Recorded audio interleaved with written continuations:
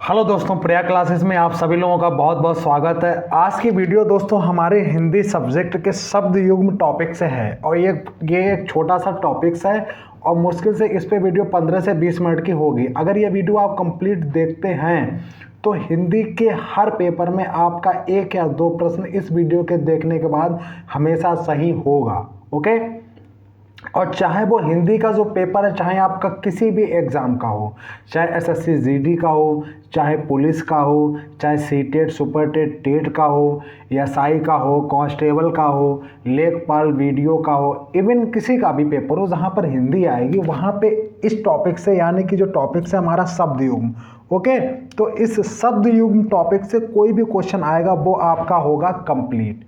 Okay, तो ये video ज़्यादा बड़ी नहीं है, मुश्किल से 15 से 20 मिनट की होगी। आप इसको देखिएगा, आपको कंप्लीट हो जाएगा।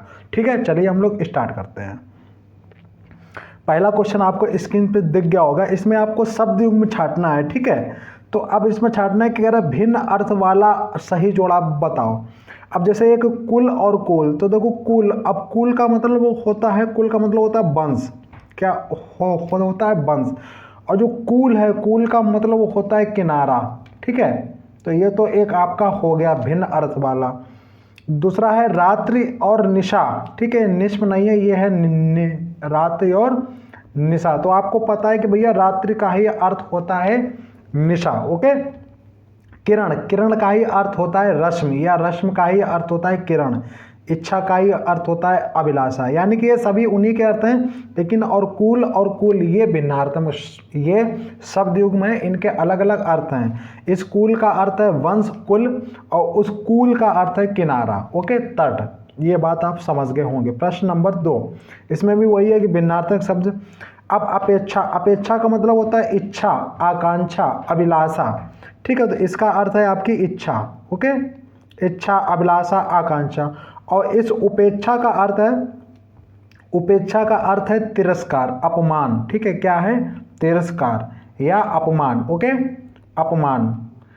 तो दोनों का अर्थ आप समझ गए। इस अपेक्षा का अर्थ है क्या कि आकांक्षा, अभिलाषा, इच्छा, और उपेक्षा का अर्थ है तिरस्कार, अपमान। ठीक है, उसके बाद संसार का ही अर्थ होता है जगत, दिन का ही अर्थ होता है दिवस, शाम का ही अर्थ होता है संध्या, या संध्या का अर्थ होता है शाम, या दिवस का अर्थ दिन और जगत का संसार। ओके, तो इसका जो आंसर होगा वो होगा ए। क्या होगा? ए। चलिए, अगला प्रश्न है आपका अंबुज और अम्बुद। आपको पता है जो अम्बु है, अम्बु किसका होता है? जल का। ठीक है, अब एक चीज आप इसमें ध्यान रखना, जहां पे जा आ जाए तो जा होता है जन्म देना, जा का मतलब होता है जन्म देना। ठीक है, दा का मतलब होता है देने वाला। ठीक है, देने वाला, इतना याद रखना। और धा का मतलब होता है, या धी का मतलब होता है धारण करना। क्या होता है? धारण करना, धारण करना। इतना आप सीख गए। अब देखो आप किस तरीके से चीज़ों को बना सकते हो। जैसे अम्बु का मतलब क्या होता है? जल। तो यहाँ पे अम्बु लगाओगे तो जा, अम्बु में जन्म देने वाला। अगर हम लोग करेंगे अम्बु में जन्म देने वाला, तो अम्बु में जन्म क्या किसका होता है? तो आप कहोगे कमल का। और अम्बु मतलब जल, और जल को देने वाला, जल देता कौन है? बादल। ठीक है, तो बादल, तो ये आपका हो मतलब हो गया। अगर होता अम्बुद, अगर ये कि ये भी आता है अम्बुधि। ठीक है, अम्बुधि, ये तो अम्बुधि, तो धी का मतलब क्या है? धारण करने वाला। तो जल को धारण कौन करता है? सागर। तो ये अम्बुधि है, ये आपका है कितना? सागर का। किसका है? सागर का। तो इस तरीके से चीज़ें याद कर सकते हो। तो अम्बु का हो गया। इसी प्रकार के बारी हो तो बारिज, तो वो भी किसका है? कमल का, क्योंकि बारी का मतलब पानी होता है। तो बारिद, बादल का देने वाला, बारिधि धारण करने वाला बारी को, यानी कि जल को, तो सागर। ठीक है, तो अम्बु हो गया, बारी हो गया, जल हो गया जलज मतलब कमल, जलद देने वाला बादल, जलधि धारण करने वाला सागर। तो आपको 3 और 3 का 9 आपको तैयार हो गए होंगे अगर आपने ये वाले 3 अर्थ तैयार कर लिए। जा माने जन्म देना, दा माने देने वाला, धी माने धारण करने वाला। ओके ओके, जन्म कहाँ होता है? कमल का मतलब होता है जन्म, और दा मतलब देता कौन है? बादल, और धी धारण कौन करता है? सागर। ठीक है, चलिए अगला है कि यदा और कदा। थोड़ा मेरा जी में थोड़ा छाले पड़ गए तो मैं प्रॉपरली बोल नहीं पा रहा हूँ। ठीक है, तो आप समझ सकते हैं, थोड़ी सी है प्रॉब्लम, लेकिन फिर भी मैं वीडियो बना रहा हूँ। खैर, यदा, अब देखो यदा कदा का अर्थ है तो भाई जब तब, जब जब तब है कि कब तब है कि कब कब है कि जब कब है। अब देखो कदा का मतलब है कब और यदा का मतलब है जब, तो इसका जो आंसर होगा वो क्या होगा, जब और कब। ओके चलिए, अब एक है नियत और एक है नियत और एक है नियत। तो इस नियत का अर्थ होता है निश्चय, ठीक है, निश्चय, नियत समय में आ जाओ। और इस नियत का अर्थ होता है आपके कि क्या आपकी आकांक्षाएं, इच्छा, जैसे चलो इसी में देख लेते इरादा, ठीक है। तो इरादा और भाग्य ये नहीं होगा, इरादा निश्चय ये भी नहीं होगा, क्योंकि नियत का अर्थ होता है निश्चय ये वाला, और इस नियत का अर्थ होता है इरादा, तो भाग्य था ये भी नहीं, तो ये होगा। तो नियत का अर्थ निश्चय और जो ये वाली नियत है इसका अर्थ होता है इरादा। तो फाइनली जो इसका आंसर होगा वो होगा सी। ओके, तो नियत माने निश्चित और नियत माने इरादा। चलिए अली, अब इस अली का अर्थ होता है भौरा और इस अली का अर्थ होता है सखा। तो भौरा और सखा ये आपका आंसर, सखा या सखी, ठीक है। तो इस अली और अली ये काफ़ी इंपॉर्टेंट, सारे इंपॉर्टेंट हैं, ठीक है। अगला है चर्म। चर्म का देखो, चर्म का अर्थ होता है चमड़ा, स्किन, त्वचा, ठीक है। तो ये होता है यानी कि ये चमड़ा या चमड़ी, ठीक है। तो चमड़ा। गाड़ी, गाड़ी का मतलब क्या है, यान गहरी, गहरी यान, गिरी निकाली, निकाली गिरी।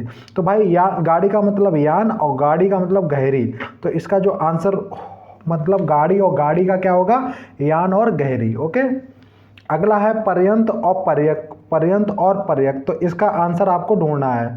तड़ और कीचड़, पर्याप्त, पलंग। तो इस एक पर पर्यंत का मतलब पलंग है और पर्यंत का मतलब तक है, तो इसका आंसर होगा तक या पलंग। जैसे आपको जीवन पर्यंत मतलब जीवन तक, ठीक है। पर्यंत का मतलब होता है पलंग, ठीक है। चलिए शंकर और शंकर, एक शंकर भगवान शिव जी हैं और एक शंकर का मतलब है मिश्रित होना, मिश्रित होना, कई चीज़ों का मिश्रण होना, शंकर जैसे खच्चर।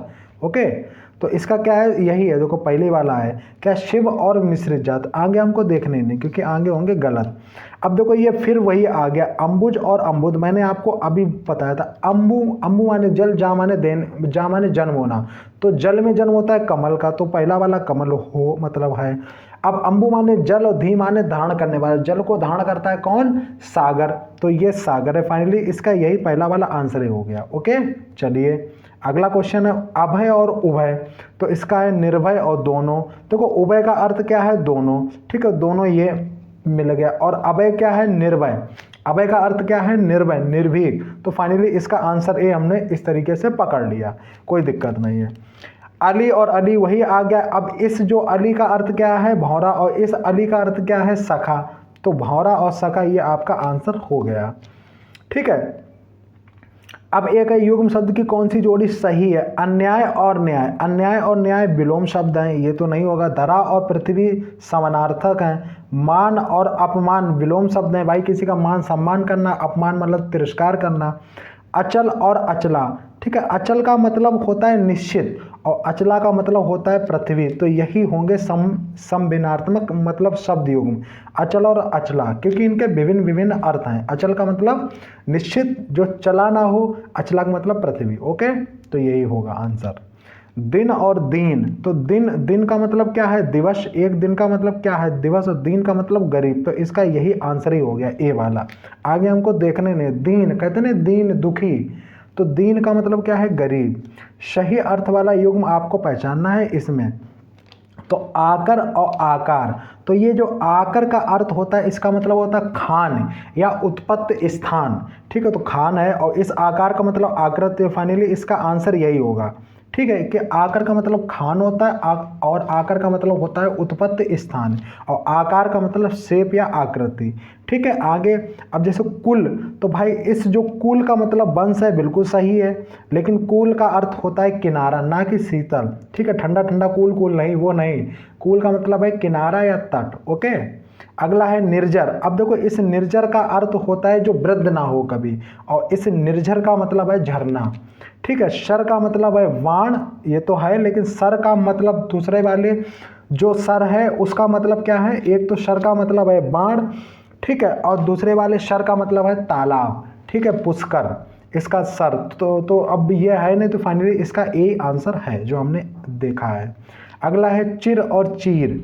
तो चिर और चीर, नया और पुराना, किला और काश, चर और अचर, पुराना और कपड़ा। यस, पुराना और कपड़ा, क्योंकि चीर का मतलब होता है पुराना, चिर का मतलब होता है पुराना, चिर वस्तु नहीं कहते हैं, चिरकाल पुराना, और चीर का मतलब है कपड़ा, चीर हरण हुआ था, ठीक है, चीर हरण हुआ था, तो वहाँ से कपड़ा जो है उनके मतलब निकाले जा रहे थे, आप समझ गए होंगे, ठीक है। उसके बाद है मंदिर। तो मंदिर क्या है, मंदिर भगवान का घर है, और मंदिरा बोलते हैं जहाँ घोड़ा रहता है, ठीक है। तो जहाँ घोड़ा रहता है तो यही है अश्वालय, यानी कि देवालय और अश्वशाला, ठीक है। आगे हमको देखने नहीं है, सीधा सीधा होता है। कौन सी, आदि और व्याधि। अब देखो आदि का मतलब, इस आदि का अर्थ होता है मानसिक बीमारी, और व्याधि का अर्थ होता है शारीरिक बीमारी, ये इनके अर्थ होते हैं।